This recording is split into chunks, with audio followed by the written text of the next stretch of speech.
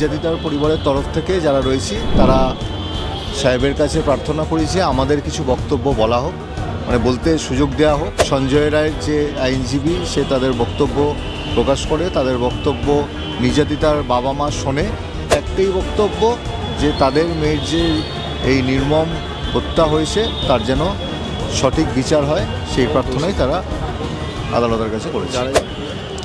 আজকে আর্গুমেন্ট আবার শুরু হয়েছিল। আজকে আর্গুমেন্ট শুরু করে সঞ্জয় রায়, মানে ডিফেন্সের তরফের যিনি আইনজীবী, তাদের আর্গুমেন্ট আজকে ওনারা শেষ করেন। গতদিনকে তাদের আর্গুমেন্ট শুরু হয়েছিল, আজকে তাদেরকে দিয়ে শুরু হওয়ার পর তাদের বক্তব্য আজকে শেষ হয়।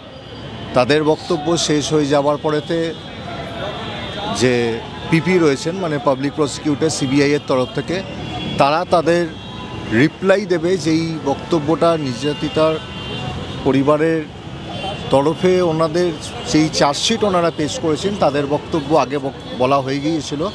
তারপরেতে ডিফেন্স বলেছে এই ডিফেন্সের বক্তব্য অনুযায়ী তাদের যে রিপ্লাই সেটা ওনারা আগামী দিন মানে আগামীকাল ফিক্স আপ হয়েছে। এবং আমরা নির্যাতিতার পরিবারের তরফ থেকে যারা রয়েছি তারা সাহেবের কাছে প্রার্থনা করেছি আমাদের কিছু বক্তব্য বলা হোক, মানে বলতে সুযোগ দেওয়া হোক, সেইটা আমরা আগামীকাল বলবো। আজ কি তিলোত্তমার বাবা মা আদালতে দাঁড়িয়ে কোনো আর্জি জানিয়েছে?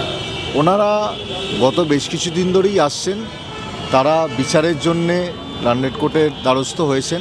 আজকেও তাদের উপস্থিতিতেই সঞ্জয় রায়ের যে আইনজীবী সে তাদের বক্তব্য প্রকাশ করে, তাদের বক্তব্য নির্যাতিতার বাবা মা শোনে এবং তারা আলাদা করে কিছু বলেনি। তাদের একটাই বক্তব্য যে তাদের মেয়ের যে এই নির্মম হত্যা হয়েছে তার যেন সঠিক বিচার হয়, সেই প্রার্থনাই তারা আদালতের কাছে করেছে।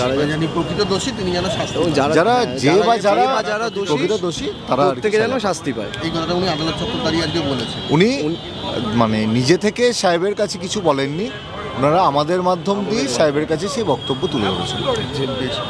কাল কি রায়দানের যে ঘোষণা, মানে রায়দান কবে হবে, কতদিন পর হবে, সেই সময় সেটাও কি কালকেই জানা যাবে? সেই সম্ভাবনা রয়েছে? দেখুন, আগামীকাল সিবিআইয়ের তরফ থেকে যে রিপ্লাইটা তারা দেবে কোর্টের কাছে, তারপরেতে আমরা বলবো। এবং যদি আমাদের আর্গুমেন্ট পর্ব আগামীকাল শেষ হয়ে যায় তাহলে জজ সাহেব এই রায়দানের দিন ঘোষণা করবেন, কালকে ডেট ফিক্স আপ করবেন।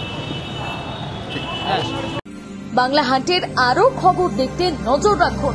বাংলা খবর মানেই বাংলা হান্ট।